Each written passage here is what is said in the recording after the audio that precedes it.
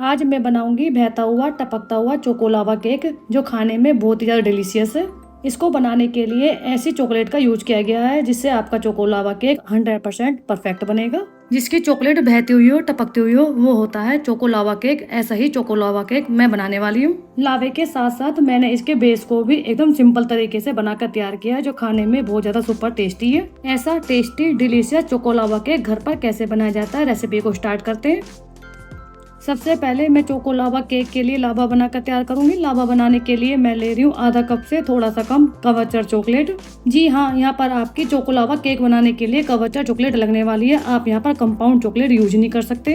Compound chocolate से आपके cake के अंदर का लावा बहता हुआ या टपकता हुआ नहीं बनेगा, आप कितनी भी कोशिश कर लें। आप चाहते हैं कि आपके केक के अंदर का लावा लावे की तरह बहता रहे, तो आपको लेनी पड़ेगी कवचर चॉकलेट। कप के हिसाब से आधा कप से थोड़ा सा कम, यानी कि पौन कप। और वजन में यहाँ पर मैंने 100 ग्राम डार्क कवचर चॉकलेट लिए। डार्क कवचर चॉकलेट आपकी मेल्ट और रूम टेम्परेचर पर होनी चाहिए। कवचर चॉकलेट में आप ले सकते हैं 46% कोको बटर के साथ वैन हूटन डार्क चॉकलेट। इसमें आपको व्हाइट, मिल्क और डार्क तीनों ही चॉकलेट देखने को मिलेगी। ये पूरी तरह से कवचर चॉकलेट है। यह अंदर से स्लैब फॉर्म में होती है। इसको ही मैंने मेल्ट करके आज मैं चोको लावा केक बनाकर तैयार कर रही हूँ। या फिर आप ले सकते हैं कवचर चॉकलेट में कैलेबोर्ड चॉकलेट। इसके अंदर 54.5% कोको बटर होता है। इसके अलावा आप और दूसरे ब्रांड की कवचर या प्योर चॉकलेट यूज कर सकते हैं। कंपाउंड चॉकलेट बिल्कुल भी यूज नहीं करनी है। लावा बनाने के लिए मैं इस चॉकलेट की गनाश बनाकर तैयार करूंगी। गनाश बनाने के लिए यहाँ पर मैं ले रही हूँ घर की मलाई।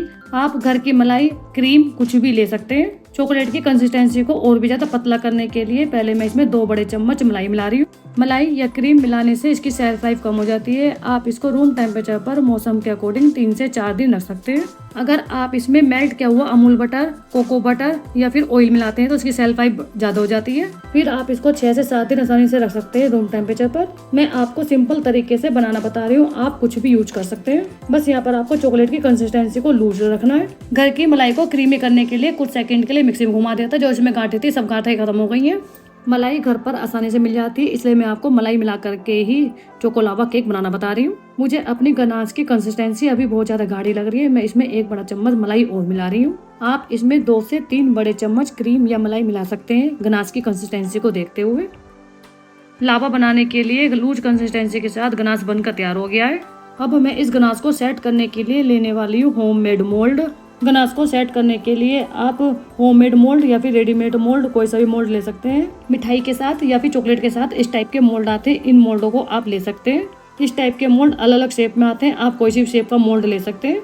अगर आपके पास सिलिकॉन मोल्ड है तो आप सिलिकॉन मोल्ड भी ले सकते हैं। यह मेरे छोटे साइज में, आप इसमें बड़े साइज का हाफ राउंड शेप का मोल्ड ले सकते हैं। आज मैं घर के मोल्ड जिनको हम फेंक देते हैं, इन्हीं मोल्डों में मैं गनाश को सेट करने के लिए रखूंगी। मोल्ड के खन्नों में मैं डाल रही हूँ चॉकलेट गनाश। जितने बड़े साइज का आप चोको लावा कप केक बनाना चाहते हैं, उसी साइज के हिसाब से आपको चॉकलेट गनाश लेनी है। चॉकलेट गनाश को मोल्ड में करने के बाद अब मैं इसको फ्रीजर में सेट होने के लिए रखूंगी। फ्रीजर में आपको इसे आधा घंटे से 1 घंटे के लिए सेट होने के लिए रख देना है। सर्दी के मौसम में जल्दी सेट हो जाती है, गर्मी के मौसम में थोड़ा सा टाइम लगता है। फ्रीजर में आपको इसे आधा से 1 घंटा रखने के बाद, जब तक ये पूरी तरह से सेट नहीं होती तब तक इसको फ्रीजर में रखना है। गनाश के पूरी तरह से सेट हो जाने के बाद ही मैं आगे के स्टेप पर चलूंगी। आधा से 1 घंटा हो गया है, गनाश अच्छे से सेट हो गई है। अब मैं चोको लावा केक के लिए बेस बनाकर तैयार करूंगी। बेस बनाने के लिए आपको लेनी है आधा कप और 2 बड़े चम्मच दही। दही आप यहाँ पर घर की या बाजार की कोई सी भी ले सकते हैं। यहाँ पर मैं घर की दही ले रही हूँ। घर की दही यूज करने से चोको लावा केक को आप रूम टेम्परेचर पर 2 दिन के लिए रख सकते हैं। बाजार की दही में प्रिजर्वेटिव होता है, इसलिए आप अपने बाजार की दही से बने चोको लावा केक को 3 से 4 दिन के लिए रूम टेम्परेचर पर रख सकते हैं। बाउल में आधा कप दही डालने के बाद मैंने इसमें 2 बड़े चम्मच दही और डाल दी है। वजन के हिसाब से यह आपकी 150 ग्राम से 160 ग्राम रहेगी। बेस में मिठास देने के लिए मैं इसमें डाल रही हूँ आधा कप और 1/4 कप चीनी का पाउडर। दानेदार चीनी को मिक्सी में घुमाकर चीनी का पाउडर बनाना है। चीनी के अच्छी तरीके से घुल जाने तक मैं इन दोनों को करूंगी आपस में अच्छी तरीके से mix. Eggless choco lava cupcake बनाने के लिए अंडे की जगह आप दही यूज कर सकते हैं। दही यूज करने से आपको अपने चोको लावा केक में अंडे जैसा टेक्सचर देखने को मिलेगा। दही और चीनी का पाउडर आपस में मिक्स हो गए हैं। अब मैं इसमें डाल रही हूँ ऑयल। यहाँ पर आपको फ्लेवरलेस सनफ्लावर 4 बड़े चम्मच ऑयल लेना है। ऑयल को स्किप करके आप मेल्ट अमूल बटर ले सकते हैं। ऑयल से बने चोकोलावा केक फ्रिज में रखने के बाद भी सॉफ्ट बने रहेंगे। बटर यूज करने से चोकोलावा केक फ्रिज में रखने के बाद हार्ड हो जाते हैं। यहाँ पर आपकी चॉइस है कि चोकोलावा केक बनाने के लिए आपको ऑयल यूज करना है या फिर बटर। ऑयल यूज करने से बेस सॉफ्ट बनता है और बटर यूज करने से आपके बेस में अच्छा फ्लेवर बनकर आता है। फ्लेवर के लिए मैं इसमें डाल रही हूँ 1 छोटी चम्मच वनीला एसेंस।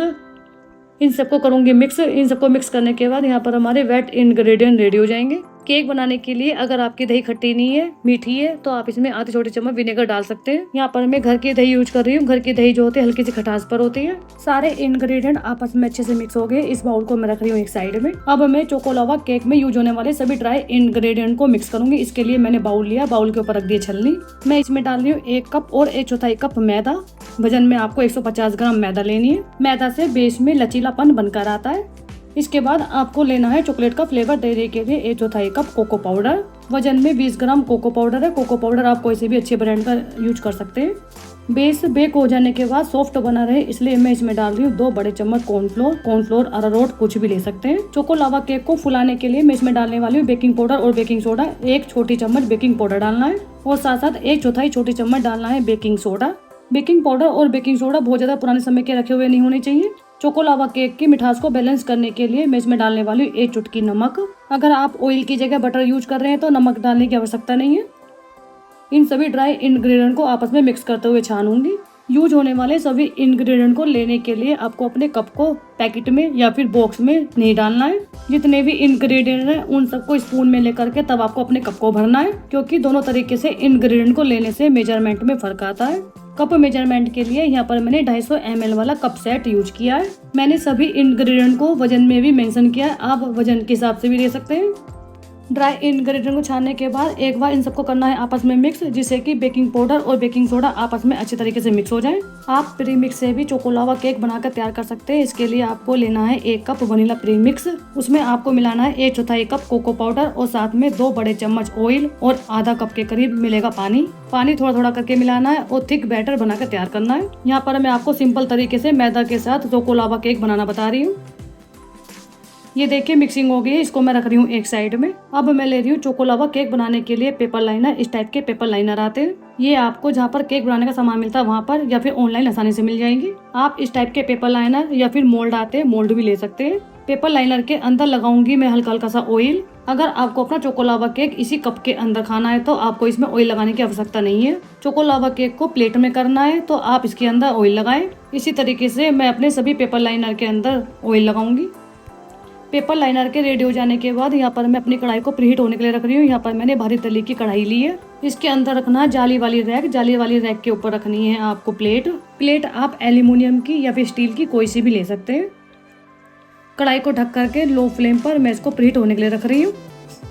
अब मैं ड्राई और वेट दोनों ही इंग्रेडिएंट को करूँगी आपस में मिक्स करते समय बैटर न तो बहुत ज़्यादा गाढ़ा और नहीं बहुत ज़्यादा पतला होना चाहिए। ये देखिए ड्राई और वेट इंग्रेडिएंट को मिक्स करने के बाद मुझे बैटर गाढ़ा लग रहा है। मैं इसमें थोड़ा सा दूध मिलाऊंगी। मैं इसमें 2 बड़े चम्मच दूध डाल रही हूँ। दूध आपका रूम टेम्परेचर पर होना चाहिए। बैटर बनाने के लिए दूध कम या ज़्यादा लग सकता है, ये आपकी दही पर डिपेंड करता है कि आपकी दही कितनी ज़्यादा पतली है कितनी ज़्यादा गाढ़ी है। 2 चम्मच दूध को मिक्स करने के बाद मैं इसकी कंसिस्टेंसी को चेक करती हूँ, इसकी कंसिस्टेंसी कैसी बनकर आ रही है। ये देखिए 2 बड़े चम्मच दूध के मिक्स हो जाने से ही बैटर की कंसिस्टेंसी एकदम परफेक्ट हो गई है। बैटर न तो बहुत ज़्यादा गाढ़ा है और नहीं बहुत ज़्यादा पतला है। अब मैं ले रही हूँ आइसक्रीम स्कूपर। आइसक्रीम स्कूपर से बैटर को डालूंगी पेपर लाइनर के अंदर। पहले मैं सभी पेपर लाइनर में 1 स्कूप बैटर डालूंगी। स्कूपर की जगह आप सिंपल कलछी या फिर स्पून कुछ भी ले सकते हैं। ये देखिए यहाँ पर हमारी गनास अच्छे से सेट हो गई है।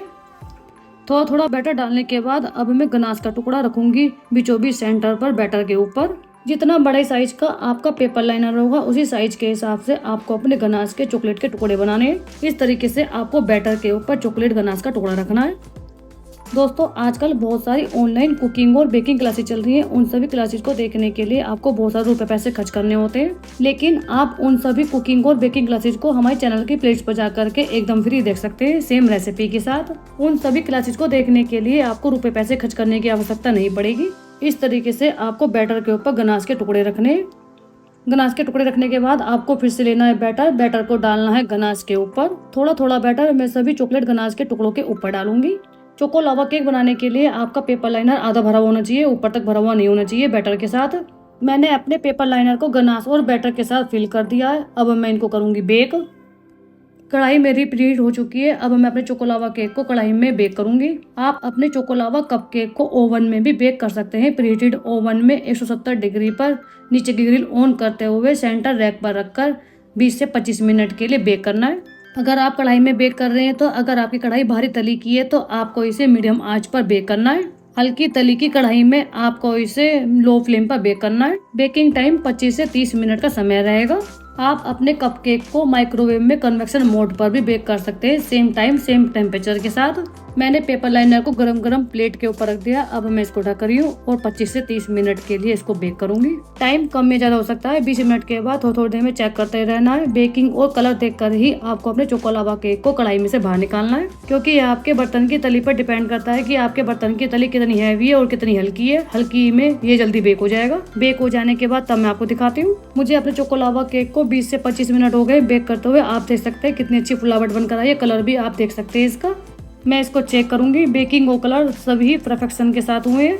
यहाँ पर मेरी इस रेसिपी से 6 चोको लावा कपकेक बनकर तैयार हुए हैं। चोको लावा कपकेक कितने कम कितने ज्यादा बनेंगे ये आपके पेपर लाइनर के साइज पर डिपेंड करता है। 5 बड़े साइज के चोको लावा कपकेक बन जाने के बाद एक छोटे साइज का बनाएं। चोको लावा कपकेक को पेपर लाइनर में से निकाल करके मैं आपके सामने ही तोड़कर दिखाती हूँ, तब देखिएगा इसका कमाल।